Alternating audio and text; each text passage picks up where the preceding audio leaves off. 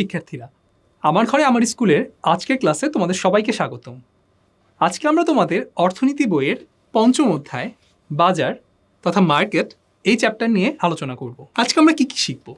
আমরা শুরুতেই বাজারের ধারণা নিয়ে আলোচনা করব। অর্থাৎ আমরা দেখব সাধারণভাবে আমরা বাজার বা মার্কেট বলতে যা বুঝি আর অর্থনীতির ভাষায় বাজার সেই ধারণা দুটো আসলে কি এক কিনা, আর যদি আলাদা হয় তাহলে অর্থনীতির ভাষায় বাজার আসলে কোনটা। তারপর আমরা দেখব বাজারের বিকাশ এবং এর প্রকারভেদ নিয়ে, অর্থাৎ বাজারের কত রকমের প্রকার হয় সেটি নিয়ে আমরা জানব, এবং এর মধ্যে সময়ের পরিপ্রেক্ষিতে বাজার কত প্রকারের হয় সেটি নিয়ে আমরা বিস্তারিত জানব। তারপর আমরা অঞ্চলভেদে বাজারের যে শ্রেণী বিভাগ, অর্থাৎ অঞ্চলের পরিবর্তনের কারণে বা অঞ্চলের সাপেক্ষে বাজারকে কিভাবে শ্রেণীবিভক্ত করা হয় সেটি নিয়ে আমরা আলোচনা করব। তাহলে চলো আমরা বাজারের ধারণা নিয়ে শুরু করি। তোমরা এই ছবিতে কারওয়ান বাজারের একটি ছবি দেখতে পাচ্ছ। এখানে তোমরা কয়েকজন বিক্রেতাকে দেখতে পাচ্ছ যারা বিভিন্ন ধরনের সবজি, মেহেদি পাতা, ফলমূল এসব নিয়ে বসে আছেন, এবং কিছু ক্রেতাকেও তুমি দেখতে পাচ্ছ। এরকম একটি স্থান যেখানে জিনিসপত্র কেনা বেচা করা হয় সেগুলোকে আমরা সাধারণভাবে বাজার বলি বা কাঁচা বাজার বলি। কিন্তু আসলে অর্থনীতির ভাষায় এটিই কি বাজার? আরও একটি ছবি তোমাদেরকে দেখাই। এটি বসুন্ধরা সিটি শপিং কমপ্লেক্সের একটি ছবি, যেখানে তোমরা কিছু হেডফোনের দোকান দেখতে পাচ্ছ, সনির একটি দোকান দেখতে পাচ্ছ, অর্থাৎ কিছু টিভির দোকান এবং অন্যান্য সকল দোকানই শপিং কমপ্লেক্সে আছে। এরকম একটা জায়গাকে কি বাজার বলে বা মার্কেট বলে? সাধারণভাবে তো আমরা মার্কেটে যাওয়া বলতে এরকম একটা জায়গাতে যাওয়াই বুঝি। সাধারণভাবে মার্কেটে যাওয়া বলতে বা বাজারে যাওয়া বলতে আমরা কিন্তু এই জায়গাগুলোতে যাওয়াকেই বুঝি। কিন্তু আসলে কি অর্থনীতির ভাষাতেও এটি বাজার বা মার্কেট? না, অর্থনীতিতে বাজার কিন্তু বেচা কেনার কোনো নির্দিষ্ট স্থানকে বোঝায় না। অর্থাৎ আমরা যে দেখলাম কারওয়ান বাজার বা শপিং কমপ্লেক্সগুলো, সেগুলো কিন্তু বেচা কেনার একটা জায়গা, যেই জায়গাটাকে আমরা নর্মালি বাজার বা মার্কেট বলি। কিন্তু অর্থনীতিতে কিন্তু কোনো স্থানকে বাজার বলে না। তাহলে বাজার কি? বাজার হচ্ছে একটি প্রক্রিয়া। তার মানে বাজার কোনো স্থান নয়, বাজার একটি প্রক্রিয়া। মানে মার্কেট কোনো একটা প্লেস না, মার্কেট আসলে একটা প্রসেস। সো এই প্রসেসটা আসলে কি সেটি নিয়ে চলো আমরা জানার চেষ্টা করি। লক্ষ্য করো, ক্রেতা একটা নির্দিষ্ট পরিমাণ দাম বিক্রেতাকে দিচ্ছেন এবং বিক্রেতা এর বিনিময়ে কিছু দ্রব্য বা সেবা ক্রেতাকে দিচ্ছেন। আর এই যে প্রসেসটা বা প্রক্রিয়াটা, এই প্রক্রিয়াটাকেই অর্থনীতির ভাষায় বাজার বলা হয় বা মার্কেট বলা হয়।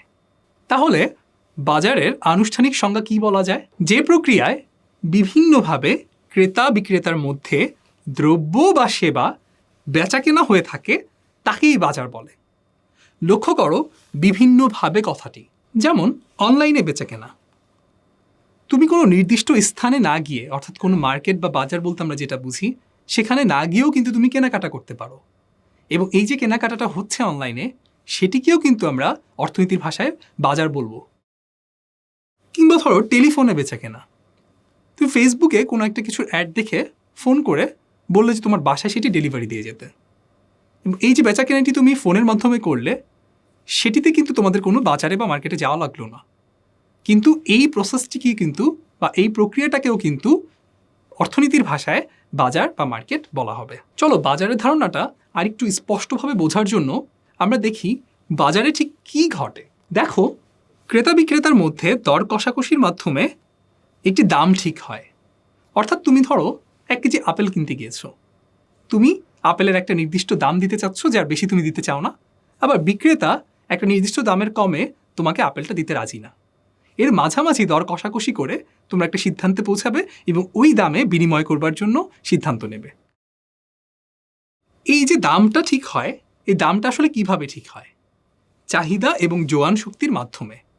তোমাদের বইতে কিন্তু এই কথাটি বলা আছে যে চাহিদা ও যোগান শক্তির মাধ্যমে কোনো একটি দ্রব্যের বা সেবার দাম ঠিক হয়। কিন্তু এটি যদি আমরা আরেকটু বিস্তারিত বুঝতে যাই, তাহলে চলো আমরা চাহিদা এবং যোগান নিয়ে একটু আলাপ করি।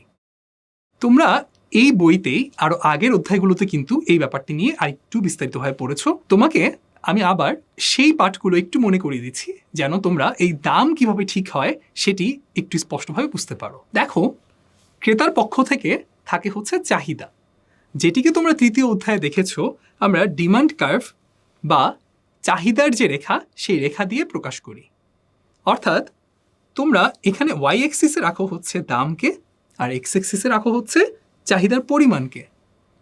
দাম যত বেশি থাকে চাহিদার পরিমাণ ততই কম হয়, দাম যত কমতে থাকে চাহিদার পরিমাণ ততই বাড়তে থাকে। এটাই কিন্তু চাহিদা রেখা, যেখান থেকে ক্রেতার চাহিদাটা বোঝা যায়। আর যোগান কার পক্ষ থেকে আসে?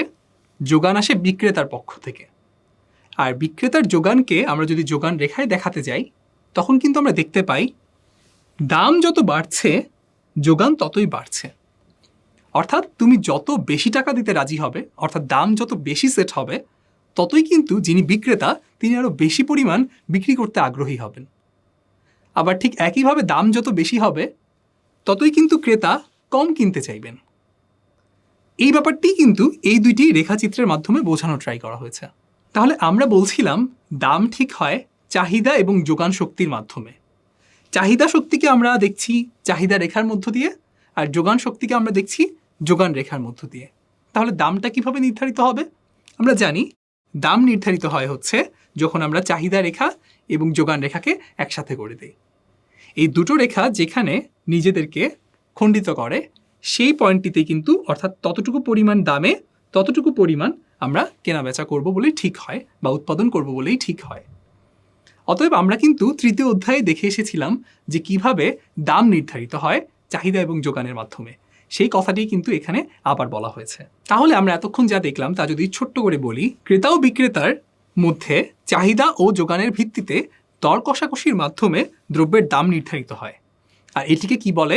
এটিকে দামের নিয়ম বলা হয়ে থাকে। ফরাসি অর্থনীতিবিদ কুরনট বাজারের একটি সুন্দর সংজ্ঞা দিয়েছেন।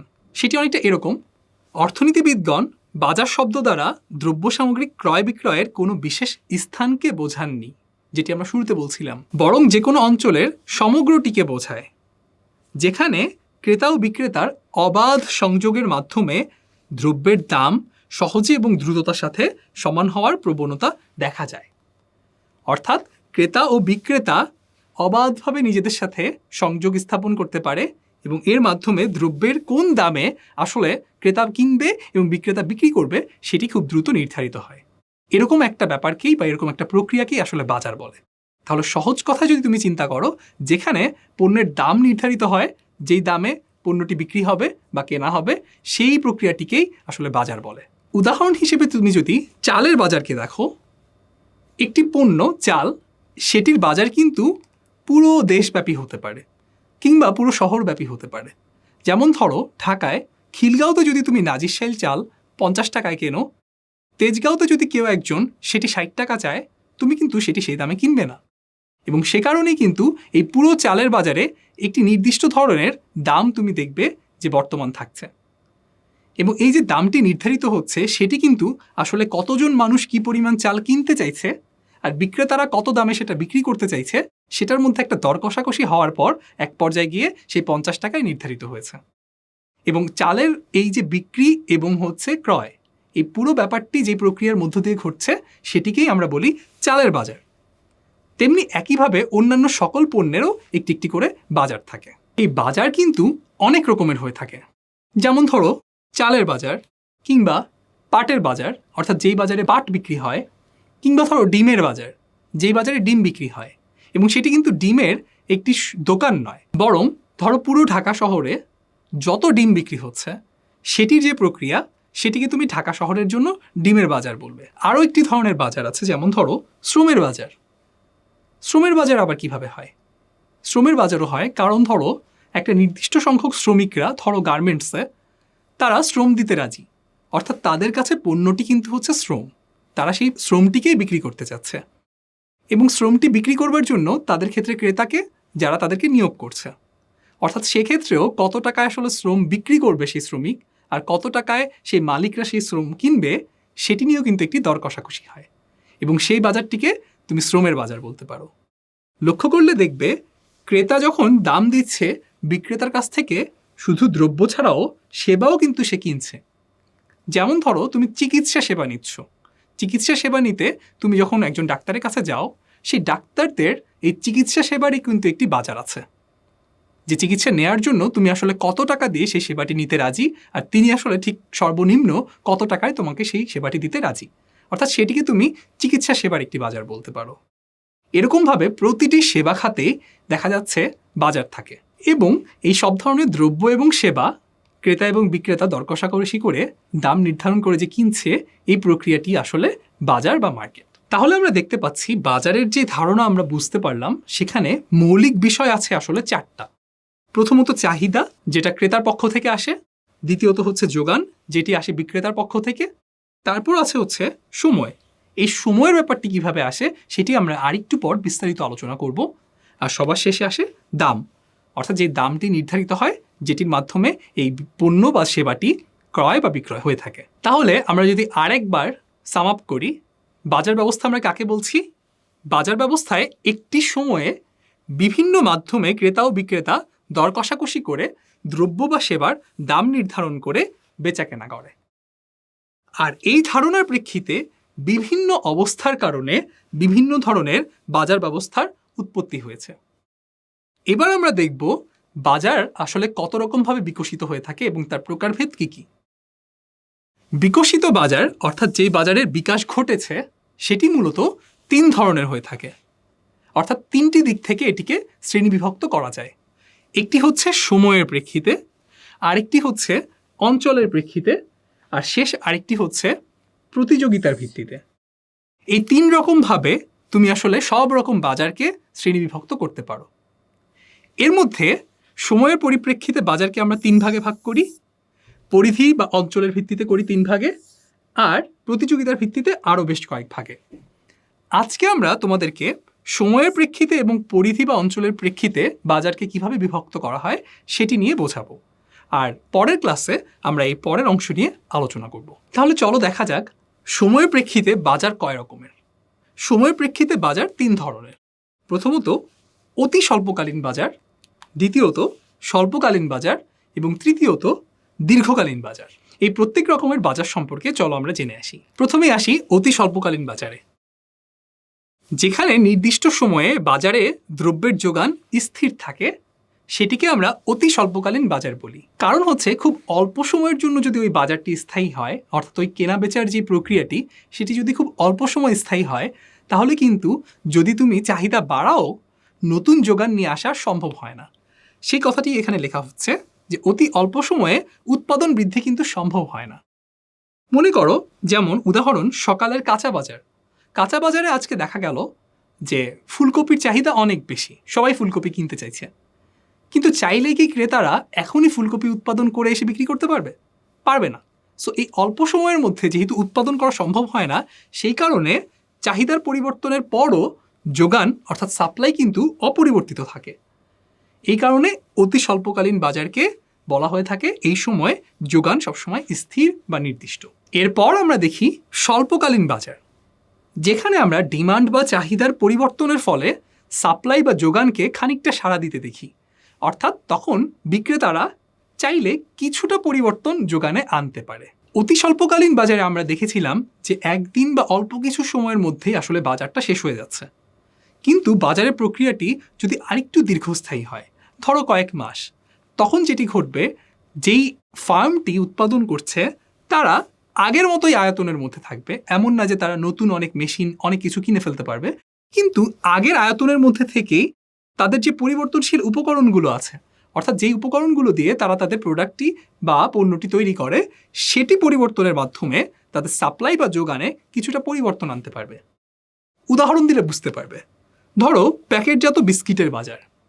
আমরা হঠাৎ করে দেখতে পেলাম যে ক্রেতারা অনেক বেশি বিস্কিট কিনছে। তখন এই স্বল্প সময়ের মধ্যে কিন্তু যারা বিক্রেতা অর্থাৎ যারা এই বিস্কিট উৎপাদন করে, তারা কিন্তু চাইলে তাদের ফ্যাক্টরি বড় না করেও শুধুমাত্র আরও বেশি সময় মেশিনগুলো কাজে লাগিয়ে এবং বেশি পরিমাণে উৎপাদনের যে উপকরণ, যেমন ধরো দুধ এবং অন্যান্য ময়দা, অন্যান্য যা কিছু আছে, সেগুলোর পরিমাণ যদি তারা বাড়িয়ে দেয়, তাহলে কিন্তু তারা বেশি পরিমাণে বিস্কিট উৎপাদন করতে পারবে। আবার যদি তারা দেখে যে এই মাসে হঠাৎ করে বিস্কিটের চাহিদা খুব কমে গেল, তখন কিন্তু তারা চাইলেই তাদের উৎপাদনও কিছুটা কমিয়ে দিতে পারবে। এই কারণে স্বল্পকালীন বাজার যেগুলো, সেই বাজারের মধ্যে কিন্তু চাইলে কিছুটা সাপ্লাইয়ে পরিবর্তন আনা যায় চাহিদার ভিত্তিতে। আর সময়ের ভিত্তিতে আমাদের শেষ প্রকার হচ্ছে দীর্ঘকালীন বাজার, অর্থাৎ লং টার্ম মার্কেট। দীর্ঘকালীন বাজারে আমরা দেখতে পাই চাহিদার যে কোনো পরিবর্তনে যোগানের যে কোনো পরিবর্তন সম্ভব। অর্থাৎ ডিমান্ড যদি পরিবর্তিত হয় তাহলে সাপ্লাইয়ে পরিবর্তন আনা যাচ্ছে। কারণ এই দীর্ঘ সময়ে ফার্ম চাইলে তার উৎপাদনের আয়তন ও উপকরণের সম্পূর্ণ পরিবর্তন আনতে পারে। অর্থাৎ আমরা যদি সেই বিস্কিটের উদাহরণ দেখি, যদি বছরের পর বছর এই মার্কেটটি চলতে থাকে তখন কিন্তু আমরা দেখব যে চাহিদা যেভাবে পরিবর্তিত হচ্ছে, চাইলেই ফ্যাক্টরি বড় বা ছোট করে কিংবা উপকরণ পরিবর্তন করে কিংবা নতুন উপকরণ যোগ করে যেভাবে খুশি সাপ্লাই সেই কোম্পানি চেঞ্জ করতে পারছে। এ কারণেই তখন উৎপাদকের হাতে সেই স্বাধীনতা থাকে। এই কারণেই দীর্ঘকালীন বাজারে আমরা দেখতে পাই যে চাহিদার বিপরীতে যোগানের যে কোনো রকম পরিবর্তন সম্ভবপর হয়। তো এতক্ষণ আমরা সময়ের প্রেক্ষিতে বাজারকে কী কী শ্রেণীতে ভাগ করা হয় সেটি নিয়ে আলাপ করলাম। এবার আমরা অঞ্চলভেদে বাজারের প্রকারভেদ নিয়ে জানব। অঞ্চলের প্রেক্ষিতে বাজার 3 ধরনের। প্রথমত স্থানীয় বাজার, দ্বিতীয়ত জাতীয় বাজার এবং তৃতীয়ত আন্তর্জাতিক বাজার। প্রথমেই স্থানীয় বাজার। যে দ্রব্যের ক্রেতা ও বিক্রেতা একটি নির্দিষ্ট অঞ্চলে সীমাবদ্ধ থাকে সে দ্রব্যের বাজারকে স্থানীয় বাজার বলা হয়। অর্থাৎ যে দ্রব্যের ক্রেতা এবং বিক্রেতারা একটা নির্দিষ্ট এলাকাতেই বাস করে এবং সীমাবদ্ধ থাকে। যেমন ধরো কাঁচা মাংসের বাজার, অর্থাৎ যেখানে কসাইখানায় গরু জবাই হচ্ছে বা খাসি জবাই হচ্ছে সেখান থেকেই মাংস কিন্তু তার আশেপাশে মানুষ কিনে নিচ্ছে, তাই এটিকে একটি স্থানীয় বাজার বলা হয়। তারপর আছে জাতীয় বাজার। যে দ্রব্যের ক্রেতা ও বিক্রেতা একটি নির্দিষ্ট দেশের মধ্যে সীমাবদ্ধ থাকে সে দ্রব্যের বাজারকে জাতীয় বাজার বলে। অর্থাৎ একটি দেশে যদি হচ্ছে ক্রেতা বিক্রেতারা ছড়িয়ে থাকে তখন পুরো দেশ জুড়ে যে বাজারটি হয় একটি পণ্যের সেটিকে বলে জাতীয় বাজার।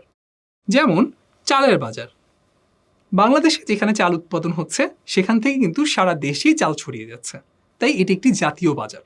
আর সবশেষে আছে আন্তর্জাতিক বাজার। যেসব দ্রব্যের ক্রেতা ও বিক্রেতা দেশের ভূখণ্ডের বাইরেও ছড়ানো থাকে সেই দ্রব্যের বাজারকে আন্তর্জাতিক বাজার বলে। আন্তর্জাতিক বাজারের একটি উদাহরণ হচ্ছে তৈরি পোশাকের বাজার।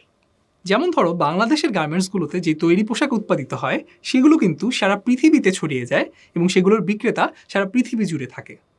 এই কারণেই এই দেশি পোশাকের বা তৈরি পোশাকের যে বাজার সেটিকে কিন্তু আন্তর্জাতিক বাজার বলা যায়। প্রিয় শিক্ষার্থীরা, আমরা আজকে শুরুতে বাজার বা মার্কেট কাকে বলে এবং সাধারণ যে বাজার বা মার্কেটের ধারণা তা থেকে অর্থনীতির যে বাজারের ধারণা সেটি কিভাবে আলাদা এবং কতটুকু আলাদা এবং অর্থনীতিতে বাজার আসলে কাকে বলে সেটি নিয়ে আলোচনা করেছি। তারপর আমরা বিকশিত বাজার কত রকমের হয়, অর্থাৎ সময়ের প্রেক্ষিতে, অঞ্চলের প্রেক্ষিতে এবং প্রতিযোগিতার প্রেক্ষিতে এই যে 3 রকমের হয় সেটি তোমাদেরকে বলেছি এবং তারপর সময়ের প্রেক্ষিতে এবং অঞ্চলের ভিত্তিতে যেভাবে করে বাজারকে প্রকারভেদ করা হয় বা শ্রেণীবিভাগ করা হয় সেটি নিয়ে আমরা আলোচনা করেছি। এই আলোচনার উপর তোমাদের জন্য একটি বাড়ির কাজ রয়েছে। হোসেন আলী একজন মরিচ চাষি। কোনো এক সপ্তাহে মরিচের চাহিদা বাড়তে দেখলেও অল্প সময়ের মধ্যে নতুন করে মরিচ উৎপাদন করে সেই চাহিদা মেটানো তার পক্ষে সম্ভব হয় না। কিন্তু পরবর্তী সময়ে অধিক জমিতে চাষের মাধ্যমে তিনি ক্রেতাদেরকে আরও বেশি মরিচ যোগান দিতে সক্ষম হন। এই উদ্দীপকের আলোকে তোমাদের জন্য যে প্রশ্নগুলো থাকবে, প্রথম প্রশ্ন হচ্ছে বাজার কাকে বলে। দ্বিতীয় প্রশ্ন, দামের নিয়ম বলতে কি বোঝায়। তৃতীয় প্রশ্ন, অতি স্বল্পকালীন বাজারে যোগান স্থির থাকে, এই কথাটিকে উদ্দীপকের আলোকে ব্যাখ্যা করতে হবে। আর শেষ প্রশ্ন, দীর্ঘকালীন বাজারে আয়তন ও উপকরণ পরিবর্তন করা সম্ভব, এই উক্তিটিকে আলোচনা করতে হবে। তাহলে প্রিয় শিক্ষার্থীরা, তোমরা এই বাড়ির কাজটি অবশ্যই বাসায় অনুশীলন করবে এবং তোমাদের যখন স্কুল খুলবে তখন স্কুলের বিষয় শিক্ষককে এই বাড়ির কাজটি দেখাবে, তিনি সেটি মূল্যায়ন করবেন। আশা করি তোমরা আজকের ক্লাসটি বুঝতে পেরেছো। আজ এই পর্যন্তই। তোমরা সবাই ভালো থাকো, সুস্থ থাকো।